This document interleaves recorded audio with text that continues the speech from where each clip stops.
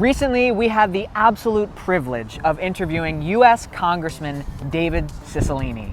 This is the author of the 2015 Equality Act, which expanded protections for LGBTQ people around the country, and co-manager for the impeachment trial against Trump. He was also the first openly gay mayor of a capital city right here in beautiful Providence, Rhode Island. As someone known to be a passionate speaker, I mean, this is outrageous. he's been a huge advocate for LGBTQ plus rights. He's a bulldog about gun control and services and programs for the people of Rhode Island. But we promise it won't be all politics, because we're gonna find out how Congressman Cicilline is living his life out loud. We won't keep you waiting too much longer. We've waited too long already. Okay, let's roll the video.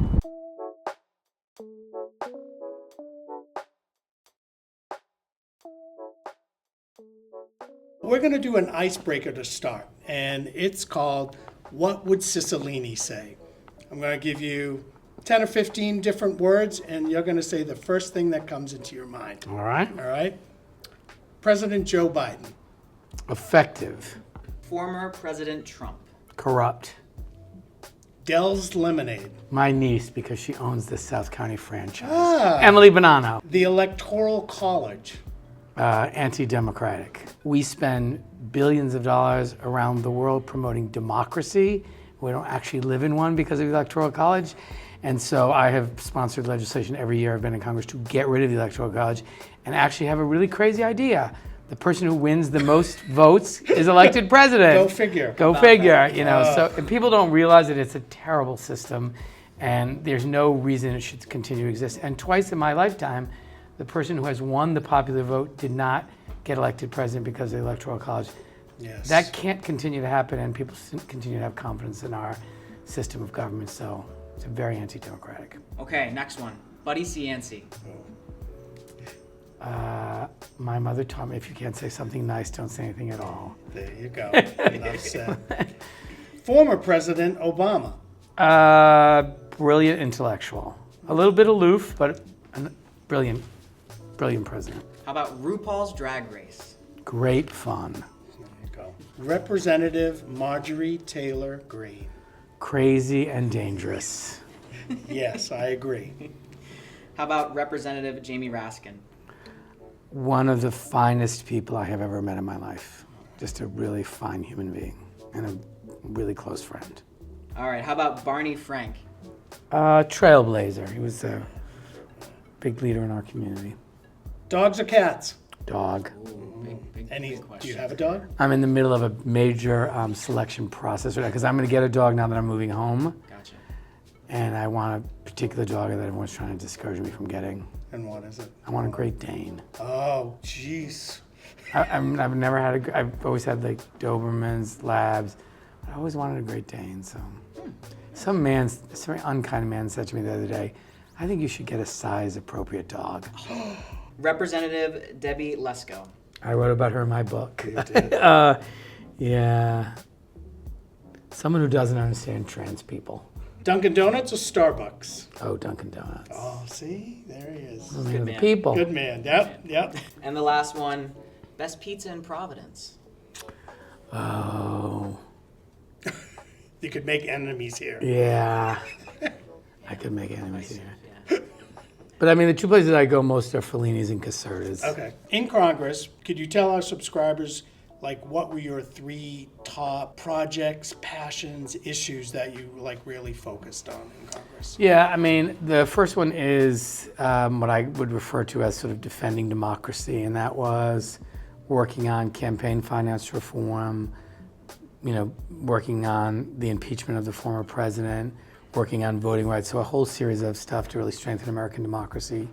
The second area where I did a lot of work is on antitrust, and this was really about reining in big tech, but also promoting competition policy. And there's been so much consolidation in our economy, and making sure that we have good competition policies in place and good enforcement. The third area I spent a lot of time is on gun safety. I was the author of the assault weapons ban and a number of other gun safety bills. And then, LGBTQ equality was one of my most important priorities. I authored the Equality Act, which is this comprehensive civil rights bill for our community.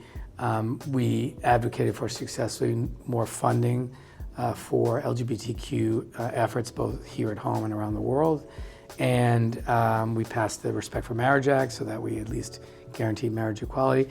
So those are the areas. I guess the last thing I would mention is an issue very important to Rhode Island that I focused a lot on was manufacturing, kind of this whole Make It in America agenda, which is very important to Rhode Island. Yeah. So I would say those are the 5 areas where I spent the most time. It's amazing. I think all of our subscribers can thank you up and down for the Equality Act and authoring that. So along those lines, I want to get your input on these drag queen shows and having like children banned from them and how you feel about all that. Well, it's terrible. Look, I think you are more likely, unfortunately, even the drag shows and trans athletes, as one of my colleagues said the other day, you are more likely to have a child sadly killed by gun violence in this country than participate on a sports team with a trans kid. Yeah. Like, the notion that trans kids somehow shouldn't participate in sports is obscene. The idea that drag shows are somehow harmful to children is absurd.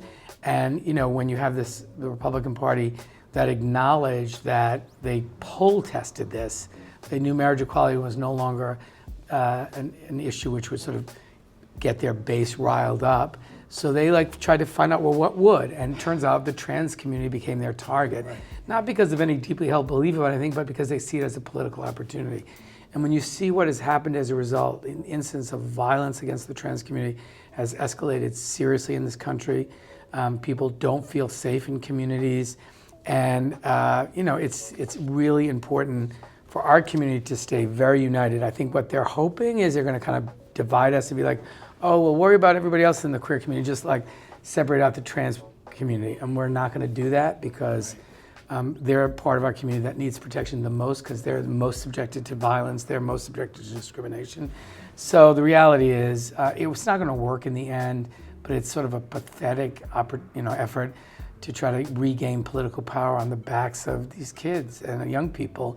And it's horrible, and I think they're going to pay a price for it in the midterm elections, or in the presidential election. I hope so. I mean, the statistics of gun violence, every single Right. day. This is what they're focused on. Drag queens and trans athletes, and they'll do nothing about gun violence.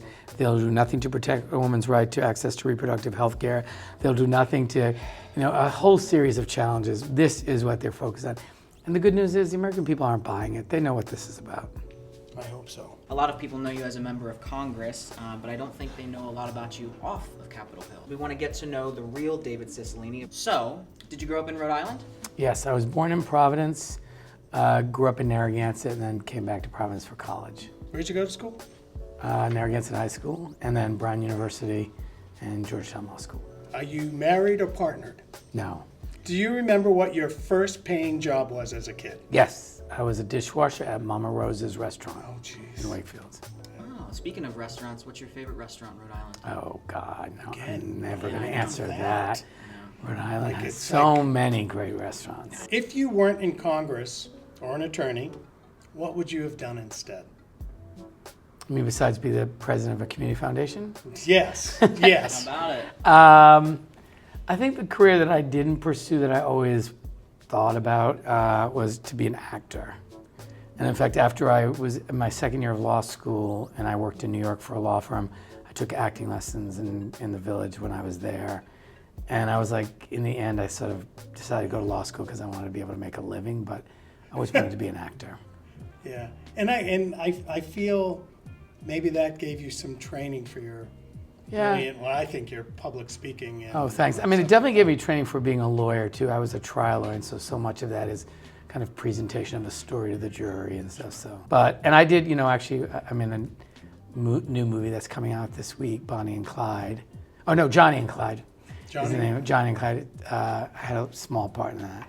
I'm actually the only member of Congress that's a member of the Screen Actors Guild. So it's a little fun fact. So I read in your book, and the book is House on Fire, which is awesome. And I'm not I like politics, but then when I read the books like this, I get infuriated. Mm-hmm. That's the whole point of it. Good. Know, so it was great. But in it you said you never really had to come out to your parents. You never kind of had to sit them down. But at what point did you know that you were gay? when I was in college. I sort of realized my sexual orientation much later in life. I had girlfriends all through high school, but it was once I got to college. And I was very lucky. I was born in a family that was loving and supportive and wonderful, and so I never had to sit my parents down and give them news. They just took note of me starting to date men. And I always, I know the coming out process for everyone is different. I think it's really important for parents when they're asking their kids if they're dating. They shouldn't say, do you have a boyfriend or a girlfriend, and assume their sexual orientation. They should say, are you dating anyone? And leave open the possibility it's a different gender than you might expect. I advise all my siblings who have children to do that. So I was very lucky in kind of the way that I came out very naturally. It's not the experience for a lot of kids. And also I think inherent in this whole coming out thing is built into this notion of shame. Somehow this is a shameful, bad thing that you have to share with your parents and let them know. In a way, heterosexual kids don't have. No one sits down and says, Mom, Dad, I need to talk to you. I'm heterosexual. Parents would laugh at that. So I think we have to get to that place where it's not anything that requires a sit down and just, it comes about more organically, just like when people start dating and they date someone of the gender that they're attracted to, and people just take note of it. So, and for some young people, you hear these stories of how excruciating it is for them to have this conversation with a parent, and then how the parents sometimes react very badly and throw them. Just horrible stories. So why we expect anyone to do that? And then when they go through this process of coming out, their worst fears can sometimes be realized because their parents react exactly the way they're not supposed to react. Right. And they throw them out, or they ostracize them in some way, or they cry, or it's just the whole thing I think is cruel and unnecessary to impose on kids. Coming from someone who had a pretty messy coming out process, that impacted me as I kind of progressed into college and things. And a lot of our subscribers will send us emails and comments about how their coming out process has really impacted their ability to just succeed in life. And so what kind of things do you have to say to people who are, want to come out, who feel like their sexuality is kind of limiting them? Yeah, I don't think your sexual orientation or gender identity limits you in any way. It only does if you would allow it to. And I think what I tell people are, first of all, I think the most important message is you should take whatever time you need to go through this process. For some people it's easy, for some people it's hard. I think, we have enough challenges as the queer community that we shouldn't add to that and judge each other as how long it takes. So I think whatever process and however long it takes is fine. And I just think, lean on people in our community who have been through the process. And I don't think it limits you in whatever career you decide to pursue. I learned that in politics. But, we still have progress. Unfortunately, we still live in a country that is legal to discriminate against us in various areas of life, which is still shocking when I say those words. We have 10 out members of Congress in the House and 2 in the Senate. And the idea the 12 of us don't live in a country in which we can live lives free of discrimination is wrong and un-American and something we need to fix. But having said that, I think one of the most important ways we can make real progress in our fight for equality is for everyone to come out, because the more people realize we're their friends and neighbors and siblings and cousins, more that they understand that discrimination against us is wrong. On a lighter note, do you have a book, TV show, or movie that our subscribers should all be reading or watching right now? Well, I'm sure everyone's already watched Succession, so I'm watching the last. I need to get on that train. Oh my God! Yeah, it's crazy. It's crazy. I hate every single person so much. I don't care what happens to anyone. I know they're all bad. They're all bad, but so good. Yeah. So I'm really enjoying that show, and I'm actually believe it or not, I'm reading a whole series of books on community foundations right now, Oh, cool. which would probably not be of much interest to your listeners, but When we're filming this in about 3 weeks, it'll be maybe my starting day. Yeah, you June will 1. now be the CEO of the Rhode Island Foundation. Yes. And leaving Congress. Can you tell us what the Rhode Island Foundation is and Yes, what absolutely. you'll be doing? So the Rhode Island Foundation is one of the largest and oldest community foundations in the country. It has an endowment of about $1.3 billion. And it has identified 3 areas of strategic priorities: ensuring every Rhode Islander has access to quality, affordable health care, creating economic opportunities for all Rhode Islanders, and improving the quality of public education.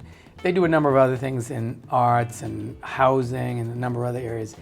But because of the importance of the Rhode Island Foundation as a statewide and one of the oldest and largest community foundations, there's almost no important public policy that happens in Rhode Island that the Rhode Island Foundation is not a part of.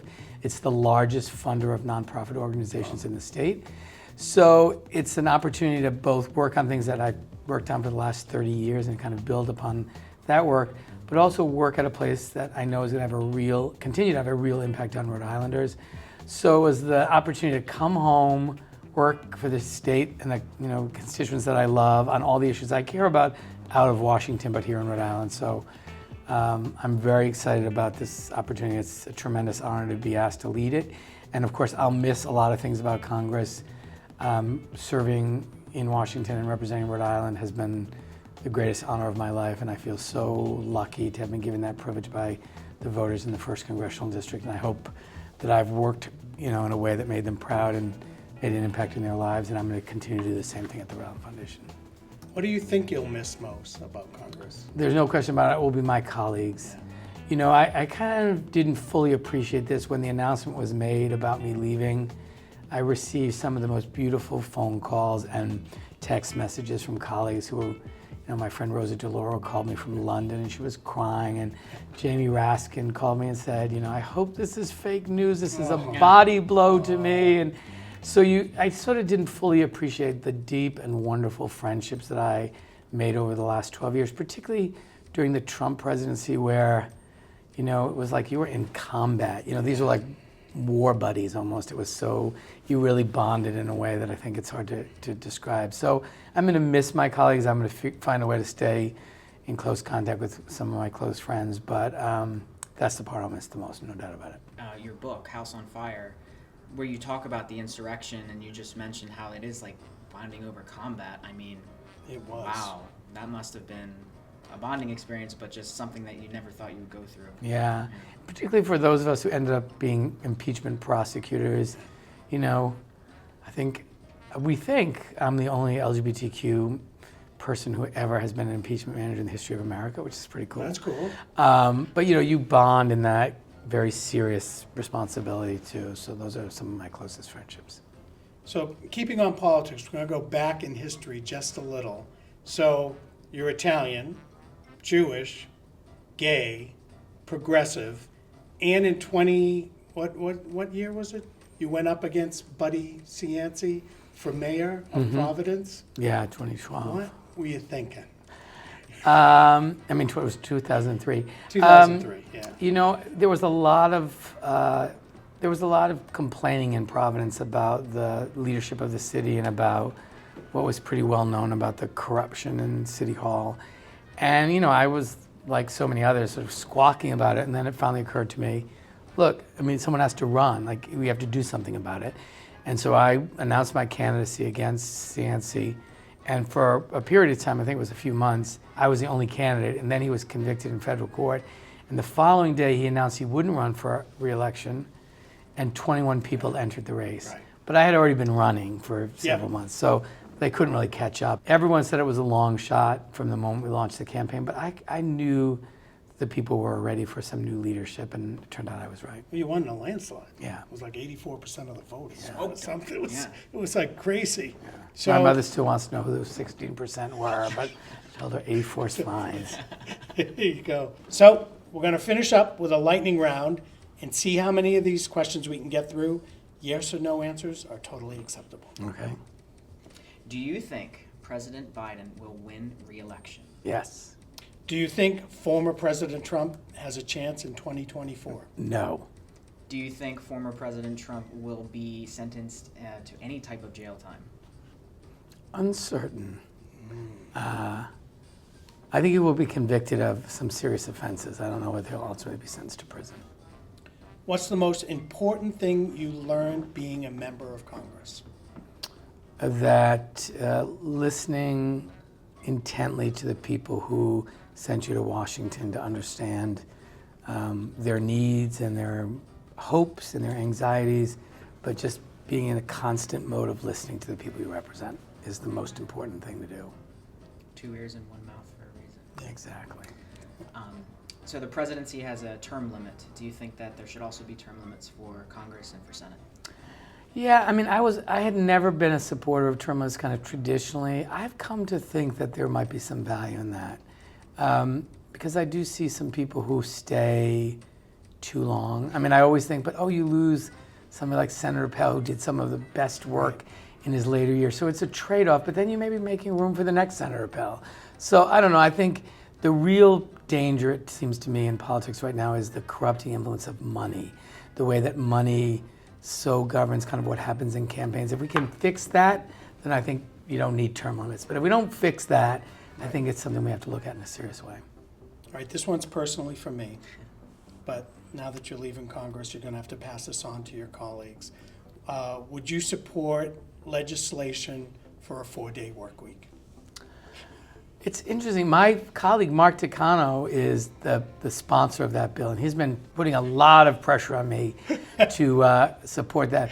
I think it's an interesting idea because I do think, like, if you think about the progress we've made as a society, the whole idea is hopefully we're at a place where people have to work less to produce the same outcome. Right. So it would seem natural that at some point it wouldn't require 5 days. Mm-hmm. As someone who works 7 days a week, it seems like an academic conversation. Okay, the last one, and this is from my 97-year-old mom. Do you think this country is going to hell in a handbasket? No, I think our best days are ahead. When you talk to young people who are in their, 20s, early 20s, 25, you see this incredibly different view of what the country should be. These are people who are inclusive, who value everyone, who respect diversity. I think so long as we have a country to hand off to that next generation, our best days are ahead. We just got to keep intact what we're going to give them, make sure it's a democracy. But I think when you listen to the voices of young people and you ask them about a lot of these issues that are controversial today, they're like, what are you talking about? So I think we're headed for a really great place with the next generation. So there you have it, Congressman David Cicilline. Thank you so much for taking the time out of your busy schedule to chat with us. Is there anything else that you would like to say to our subscribers? First, I want to say thank you for the privilege of representing you in the Congress of the United States. It's been the greatest honor of my life. And most importantly, don't forget to live your life out loud. Well, that's our line. That's our line. Come on. Well, he did say it better. He did say it better. You told me to say that. No.